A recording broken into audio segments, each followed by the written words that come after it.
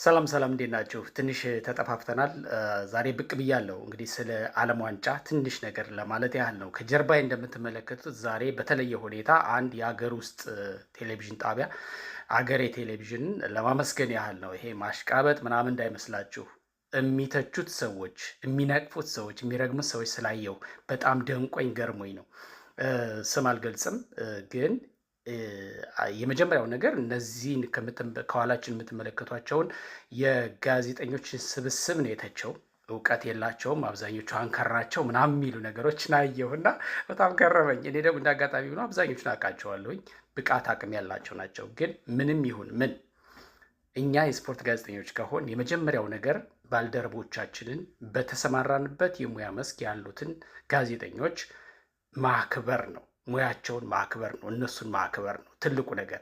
ከዛ ሲቀጥል አለማወቅ እንጂ የዓለም ዋንጫን የሚያህል ትልቅ መድረክ በነፃ ተከታተሉ ብሎ ለሕዝብ የሚያቀርበ ሚዲያ ሊመሰገን ሊበረታታን የሚገባው የፈለገው እጥረት ቢኖርበት።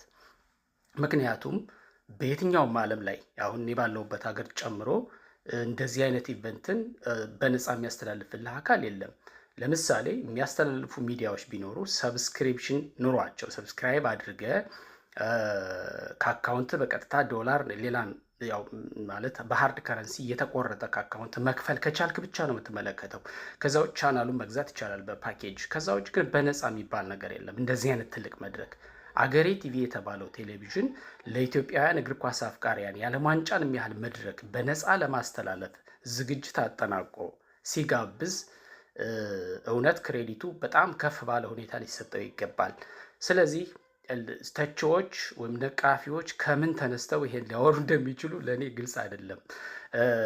ይሄ ጣቢያ ስፖንሰር ማፈላለገ በምንም ሁኔታ ወጪውን ከበር አደረገ። እነዚህም ሁሉ ባለሙያዎች ሰብስቦ ከጀርባ ያሉ ባለሙያዎችን እግር ኳስን በነጻ ትመለከታላችሁ ብሎ ሲጋብዝ ከተቻለ መደነቅ፣ መከበር፣ መመስገን ነው ያለበት። ካልሆነ ግን መነቀፍ የለበትም።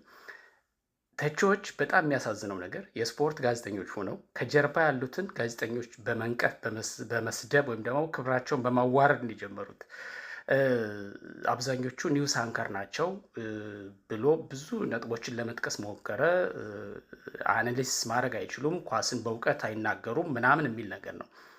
እሺ ያ ማለት እኔ ነኝ አንደኛ ነው። እኔ የተረዳሁት ከዚህ ምቀኝነትን፣ ተራ ምቀኝነትን ወይም ደግሞ በዚህ ስብስብ ውስጥ እኔ ነበርኩ መግባት የነበረብኝ የሚል ኢንቴንሽን የተረዳሁኝ። ማንም ሰው ለራሱ ያደላል። ያው ክርስቶስ ለስጋው አደላ እንደሚባለው እኔ ነኝ አንደኛ ብሎ የሚያስብ ኢጎ ያለበትም ሰው ሊሆን ይችላል። አላቅም። አሁን እንደዚህ ትችት የሚያቀርበውን ሰው እኔ ፐርሰናሊ አላውቀውም፣ ግን ስፖርት ሚዲያ ላይ ደግሞ አየዋለሁኝ። በቃ ማለት ከጀርባ ያሉትን ሰዎች አብዛኞቹን ደግሞ እንዳጋጣሚ ነው አውቃቸዋለሁ። በስፖርት ጋዜጠኝነት ዓለም ውስጥ ስለቆየው እኔ በነበርኩባቸው ጊዜያቶች በሙሉ አውቃቸዋለሁኝ። እዚህ ውስጥ የምንጥለው አንድ ሙያተኛ የለም። ሁሉም አቅም ያላቸው ሰዎች ናቸው። አቅም ባይኖራቸው እንኳን የዓለም ዋንጫን የሚያህል መድረክ ለሕዝቡ በነፃ እናቅርብ እንተንትን እያሉ ተዘጋጅተው ያሉን ሰዎች በዚህ ልክ ለመኮነን እንትን ለማለት መሞከር ይሄ ተራ ምቀኝነት ወይም ደግሞ በሀገራችን ያለ ይሄ መጥፎ ባህል አለ። አለመከባበር፣ የሙያ ባልደረባን አለማክበር፣ መናቅ፣ መተቸት፣ እኔ ነኝ አንደኛ ማለት ኢጎ፣ ይሄ ያልተገባ ኢጎ ይሄ ምንድን ነው? ከኔ ውጭ ከኔ ወዲያ ላሳር ብሎ እንትን ማለት። በዚህ ልክ ደግሞ ራስን መግለጽና ሌሎችን ዝቅ ለማድረግ መሞከር በእውነቱ ግምት ውስጥ ሊጥለን ካልሆነ በስተቀር የትም አያደርስም። ለማንኛውም አገሬ ቴሌቪዥን የተባለውን ጣቢያ በጣም እናመሰግናለን። በአጋጣሚ ወዳጄ ንዋይ ይመር የአዲሱ የተቋሙ ኃላፊ እንደሆነ ሰምቻለሁኝ። ንዋይ እንደምናውቀው በኢቲቪ ለብዙ ዓመታት የስፖርት ጋዜጠኛ ሆኖ ያገለገለ፣ እኔ የስፖርት ጋዜጠኛ ለመሆን ከዩኒቨርሲቲ ያለው የመጨረሻ ዓመት ይሄ ምንድን ነው ለልምድ እንዴት ትሬን የምናደርግበት ጊዜ አለ አይደለ? በዛ ጊዜ ኢትዮጵያ ቴሌቪዥን እነሱ ክፍል ነበር የገባሁት።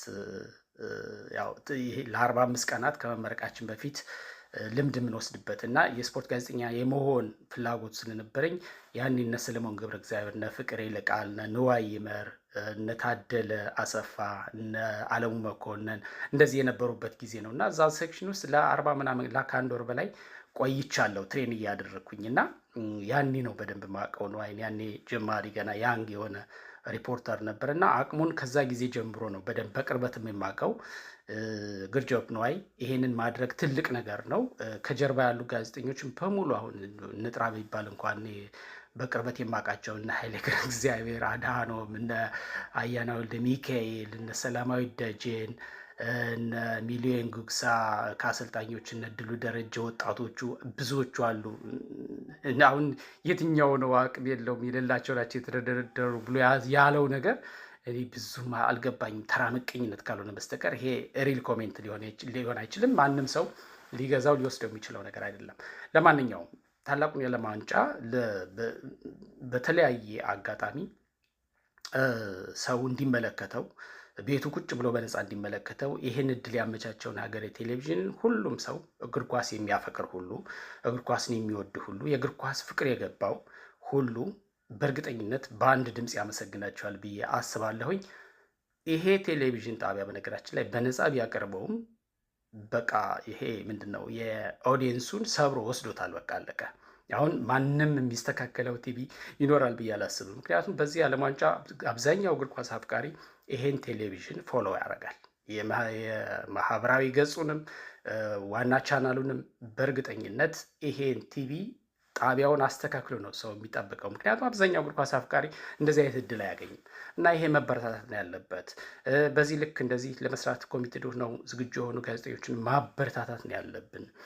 በሚያቀርቡበት ጊዜ የሙያ ስህተት፣ ክፍተት፣ የመረጃ ክፍተት ካለ፣ የሙያ እጥረት ካለ፣ የአቀራረብ ችግር ካለ ሙያዊ በሆነ መንገድ ክሪቲክስ የሚባል ነገር አለ አይደለ? ያው በጋዜጠኝነት ስንማር እኮ ክሪቲክስ የሚባል ራሱን የቻለ ኮርስ አለ እና እያንዳንዱን ባለሙያ ከሚያቀርበው ነገር አንጻር ከመረጃ አቅርቦቱ፣ ከትንተናው፣ ከሁሉም ነገር ከሁሉም አንግል ከአራቱም አቅጣጫ አይተን ክሪቲክስ መጻፍ ይቻል ይሆናል። ከዛ ውጭ ግን አስቀድሞ ገና ትንታኔው ባልቀረበበት ሁኔታ፣ ስራው ባልተጀመረበት ሁኔታ ሞራላቸውን ሊነካ የሚችል ኦፍኮርስ ሞራል የሚነካ ሰው እዚህ ውስጥ የለም።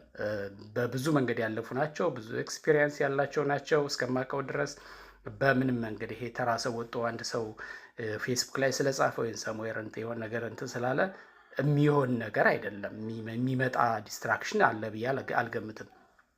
ግን ዝም ብሎ ግን ይሄ የሚተቸው ሰው ራሱን ግምት ውስጥ ሊጥል ካልሆነ በስተቀር ስሙን የማልጠራውና እከሌ እንደዚህ ብሏል የማልልበት ዋና ምክንያት እንደዚህ አይነት ሰዎች በሆነ አጋጣሚ እንደዚህ ብለው ይሄ መታወቅ ራሳቸውን ማናኘት ይፈልጋሉ። ስማቸውን በመጥፎም ይሁን በጥሩ መታወቅ ራሱን የቻለ ዋጋ አለው ብለው ስለሚያስቡ በፍጹም ስሙን የማልጠራውም ለዛ ነው። ግን በስፖርት ጋዜጠኛ ውስጥ ያለ ነው። እንደውም ስም አልጠራም እንጂ በጣም ከምወደው ከማደንቀው ሰው ጋር በሬዲዮ ሾው ላይ ሲሰራ የምመለከተው ሰው ነው። በአንድ በሌላ መንገድ ግን ይሄ ተከታይ ለማፍራት የሆነ ትኩረት ለመሳብ የሚጣጣርና የሚጋጋጥ አይነት ሰው ወይም ወንድማችን ነው። በእውነቱ ልብ ግዛ ወንድሜ። እንደዚህ በዚህ መንገድ አይደለም ራስን ማሳወቅ ራስን ማግነን የሚቻለው ብዬ አስባለሁ። ለማንኛውም ታላቁ የዓለም ዋንጫ በሜክሲኮ፣ ካናዳ እና አሜሪካ አዘጋጅነት ከፊታችን ጁን 11 ጀምሮ እስከ ጁላይ 11 ድረስ ጁላይ 19 ድረስ የሚቀጥል ነው የሚሆነው። እንግዲህ 48 ሀገራት ይሳተፉበታል። 16 ከተሞች በእነዚህ 3 ሀገራት ለአስተናጋጅነት ተመርጠዋል። ከተመረጡት ከተሞች መካከል እኔ ከምኖርበት የ2 ሰዓት በመኪና ድራይቭ አድርገን ጆይን የምናደርግበት ሲያትል ነው። እንግዲህ እዛ ውስጥ ከተመረጡ ጨዋታዎች እኛ መመልከታችን አይቀርም። ከወዲሁ ዝግጅት አድርገናል። ለማንኛውም ምርጥ የሆነ የዓለም ዋንጫ እንደምንመለከት ተስፋ አድርጋለሁኝ። ተቺዎች ግን ይሄ መጠላለፉ ብንቶ ይሄ ስፖርቱ እንኳን ቢያንስ ነፃ መድረክ ነው። ይሄ ፖለቲካ፣ ማህበራዊ፣ ሌሎች ነገሮች እንዳሉ ሆኖ ከፖለቲካ ከተበላሸው ፖለቲካችን ከተበላሸው ሁሉ ነገራችን ጋብሮ የሚጠላለፈውና የሚያሰለቸው ነገር እንዳለ ሆኖ ቢያንስ እንኳን ይሄን የስፖርቱን መድረክ ነፃ አድርጉት ፕሊዝ። የስፖርቱ መድረክ ስፖርት ነው። በቃ ስፖርት የሰላም መድረክ ነው። ስፖርት የሆነ ውድድር ነው። እንዲሁ አሁን ስለ አናሊሲስ ምናምን ስታወራ ተችው እንዲሁ ብዙ የረቀቀ ሳይንስም አታርገው። እግር ኳስ የመጀመሪያው ነገር ኢንተረስት ነው፣ ፍላጎት ነው። ከወደድከው ዘርፉን በዛ ውስጥ ገብተህ ራስክን በቀላሉ አብቅተህ ማውራት የምችልበት ዘርፍ ነው። ከዚህ ከኋላ ያሉት ደግሞ አሰልጣኞችም ጋዜጠኞችም ሁሉም የበሰሉ የበቁ ጎበዞች ናቸው። የበቁ ኔሴንስ መብቃት በህይወት ዘመን ሊሆን ይችላል፣ ግን ገና በሂደት ላይ ያሉ ወጣቶች ናቸው። የበቁ ለማለት መግለጽ ላያስፈልግ ይችላል፣ ግን ጎበዞች ናቸው ሁሉም። ስለዚህ ማድነቅ ማጨብጨብ ነው የሚያስፈልገው። ገና ስራውንም አልጀመሩትም እውነት ለመናገር